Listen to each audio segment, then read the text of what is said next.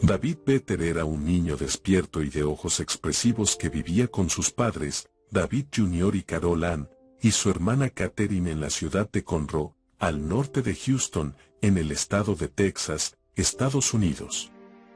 Crecía, estudiaba, jugaba, tenía alegrías y berrinches y era amado por su familia, como muchos otros niños de su país y del mundo. Pero David no era como los demás infantes. Portador de una rara enfermedad del sistema inmunológico que lo volvía vulnerable al menor contacto con el exterior, el chico debía vivir encerrado en una cápsula de plástico instalada en su propia casa. Su vida transcurría dentro de ese espacio artificial hermético, absolutamente esterilizado. Cuando en la década del 70 los medios dieron cuenta de la historia del pequeño David, fue bautizado con el apelativo con el que se lo recuerda aún en estos días, el niño de la burbuja.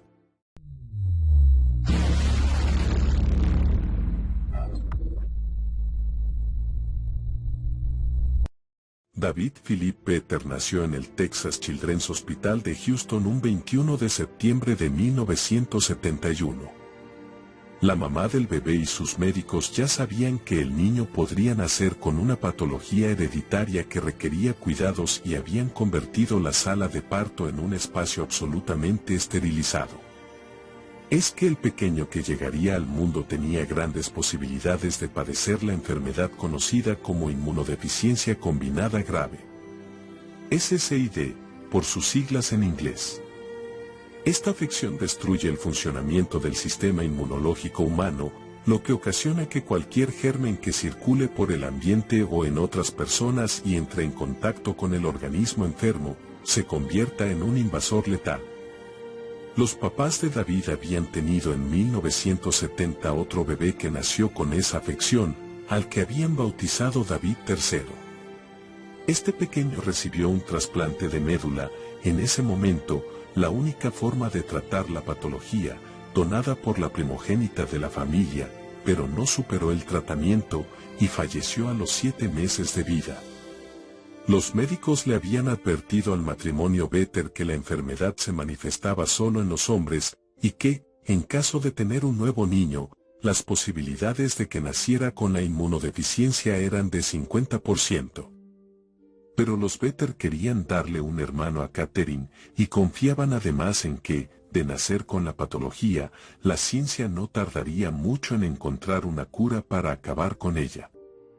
A poco de su nacimiento, se determinó que David padecía SCID y ya nunca más saldría de su burbuja. La única oportunidad que habría tenido David para salir de su patología era un trasplante de médula ósea. Pero la donante posible era su hermana Catherine y lamentablemente se descubrió que no era compatible.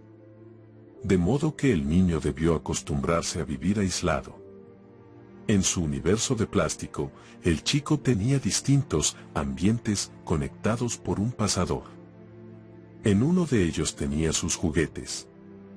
Las paredes transparentes poseían esclusas para ingresar y sacar objetos, siempre previamente esterilizadas, y también una serie de brazos incorporados con un guante en la punta para que los de afuera pudieran tocar al chico y para que David pudiera agarrar objetos del exterior. Así, el pequeño David trataba de mantener una vida común y similar a la de los demás.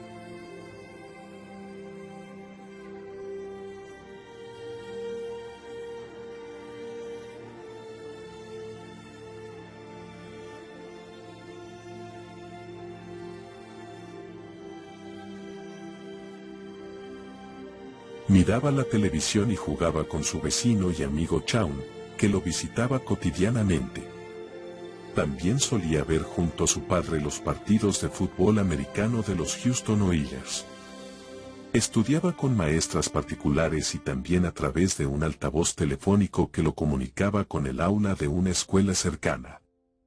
Solía hacer desaparecer su lápiz en algún lugar de su burbuja como una picardía para no realizar la tarea, pero su mamá conocía mejor que él los recovecos de la instalación plástica, y la broma no duraba demasiado. Además, David estaba constantemente acompañado por su hermana mayor, Catherine, quien era 3 años más grande que él. Hasta que el niño cumplió 9, ella dormía en la misma habitación donde se encontraba la burbuja. El pequeño se llevaba muy bien con Catherine, pero también tenían sus pequeñas riñas, donde ella llevaba las de ganar. A veces, cuando se enojaba mucho, le desconectaba el sistema que oxigenaba y mantenía la burbuja inflada. Cuando la estructura comenzaba a descomprimirse, la volvía a encender. El pequeño Peter solía tener buen carácter y pocas veces se quejaba de su particular condición. Él era una extraña combinación de un niño muy adorable pero que tenía la dureza de carácter y la valentía de un adulto, señaló su psiquiatra del Hospital de Niños de Texas, David Freeman. En tanto que el pequeño crecía, también aumentaba el interés de los medios en mostrar su vida, que era un caso único en el mundo. Frecuentemente su historia aparecía en la prensa, e incluso, en el año 1976, hubo una película basada en él, El chico de la burbuja de plástico. El filme, protagonizado por John Travolta, mostraba a Todd Lubitsch, un alter ego de David, que llegaba a la edad adulta y un día decidía abandonar su encierro para salir a montar a caballo con su novia. Algo que nunca pasaría con el chico que inspiró la película y que también despertó reflexiones de índole ética. Mientras tanto, y más allá de estas disquisiciones éticas, el chico era consciente de la atención mediática que concitaba. Divertido, una vez que vio su foto en la portada de un diario, le señaló la imagen a su mamá y le dijo: «Soy una estrella, no necesito limpiar mi burbuja». Pero la respuesta llegó al día siguiente, cuando Carolan tomó el periódico, donde ya no aparecía su hijo, y le dijo: «Mira, ya no eres más una estrella. Te toca limpiar tu espacio». Cuando David tenía 6 años recibió un maravilloso regalo que nada menos que en la NASA habían diseñado para él. Un traje hermético, similar al de un astronauta, para que el pequeño pudiera salir de la burbuja y ver al menos algo del mundo que lo rodeaba. Gracias a este invento, el niño pudo ser alzado por su mamá por primera vez, pasear por su jardín y ver un cielo estrellado.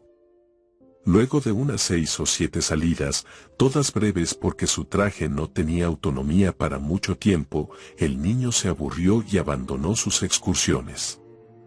Alentados por los avances llevados adelante por un grupo de médicos de Boston en materia de trasplante de médula ósea, David pudo recibir la donación de su hermana Catherine, aunque no tuvieran una compatibilidad perfecta. Era un tratamiento experimental, pero había fuertes chances de que con él llegara la cura del niño.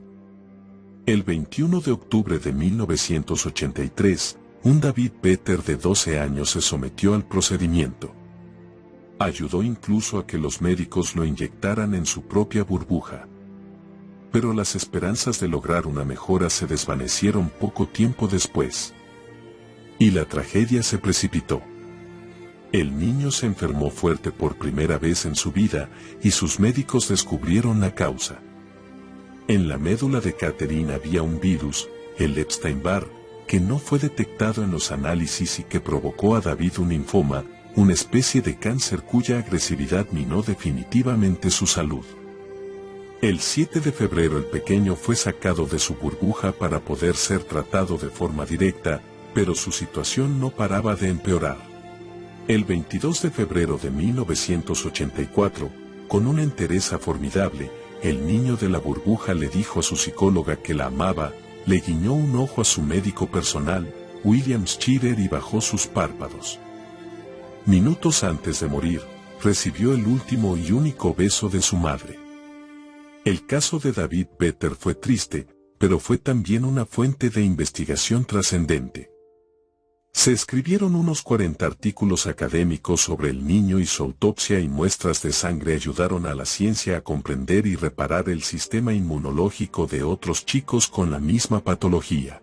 Entonces, de acuerdo a un reporte del New York Times sobre la vida de David, la medicina progresó hasta el punto de que un trasplante de médula suele ser exitoso contra la SCID cuando se hace en los 3 primeros meses de vida del bebé. También avanzaron las técnicas para detectar la patología, que puede realizarse hoy incluso antes del nacimiento.